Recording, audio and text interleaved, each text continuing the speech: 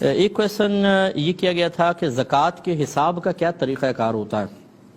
یہ بہت وسیع کویشچن ہے، لیکن میں مختصراً آپ کو عرض کرتا ہوں کہ پہلی بات تو اچھی طرح یاد رکھیں کہ 4 قسم کے مالوں پر زکوٰۃ ہوتی ہے: سونا، چاندی، روپیہ اور مال تجارت.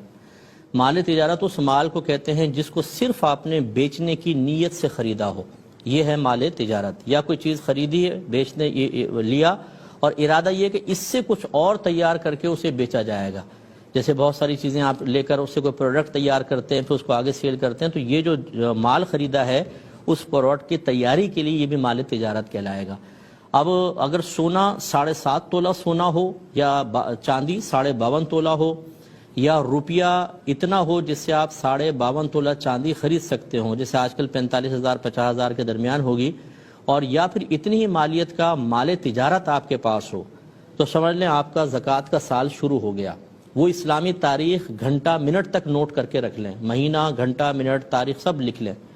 اور فرض کر لیں کہ ان میں سے کوئی بھی اس مقدار میں نہیں ہے، تھوڑی تھوڑی مقدار میں ہے، جیسے 1 تولہ سونا ہے، تھوڑی سی چاندی، تھوڑا سا کیش ہے، تو ان سب کو پھر روپوں میں تبدیل کر کے پھر دیکھیں کہ ان کی مالیت 52.5 تولہ چاندی تک پہنچتی ہے تو سمجھ لیں نصاب بن گیا ہے اور سال سٹارٹ ہو گیا. جب 1 سال گزر جائے اب آپ کو دوبارہ حساب کرنا ہوگا.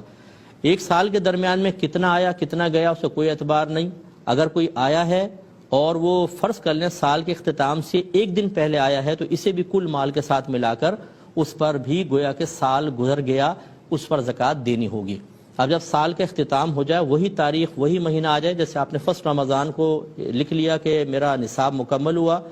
اگلا فرسٹ رمضان آیا تو گویا کہ پورا 1 سال گزر گیا. اب آپ کو دیکھنا ہے کتنا سونا ہے، اس کا روپیہ نکال لیں، چاندی، کیش، مال تجارت. کیش کے اندر جو ہے وہ پرائز بانڈ بھی آئیں گے، شیئرز آئیں گے، اور کوئی آپ نے ایسی اسکیم میں پیسہ ڈالا ہوا ہے کہ جس میں صرف پیسہ رکھا ہوا ہے اور کچھ نہیں، وہ سب اس میں آئے گا. اسی طرح بعض اداروں میں تنخواہ میں سے ڈیڈکشن کی جاتی ہے، وہ رکھا جاتا ہے، اس پہ پھر پروفٹ ملا کر آخر میں دیتے ہیں، وہ سب اس قسم کا مال. اسی طرح آپ نے اگر BC دی ہوئی ہے اور آپ کی نکلی نہیں ہے وہ سب. اسی طرح آپ نے کسی کو قرضہ دیا ہوا ہے اس کو بھی یہاں پہ شمار کریں گے. آپ نے کوئی مال بیچا ہوا ہے، اس کی پیمنٹ ابھی آپ کے پاس نہیں آئی ہے، اسے بھی لکھیں گے. جتنا مال تجارت ہے، مثلا آپ نے کوئی دکان بیچنے کی نیت سے خریدی تھی، کوئی پلاٹ تھا، کوئی گھر تھا،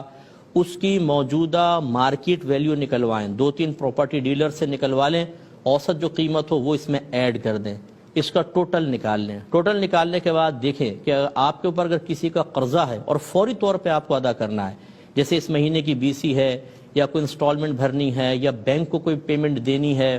یا آپ نے کوئی مکان خریدنا تھا اس کی پیمنٹ دینی ہے، یا گھر کے کوئی ذاتی استعمال کے لیے، گھر کے اخراجات کے لیے آپ نے کچھ مال مختص کرنا تھا، وہ اگلے مہینے میں یوز ہوگا، ان سب کو اس میں سے مائنس کر دیں. اب جو باقی بچے اس کو 40 سے ڈیوائیڈ کر دیجئے گا، 40 سے تقسیم کر دیجئے گا، جو اماؤنٹ آئے گا وہ آپ کی زکوٰۃ ہوگی. مختصر وقت میں اتنا ہی بتا سکتا ہوں، اور کوئی کویسچن ہو تو پھر آپ اس میں ضرور کر لیجئے گا.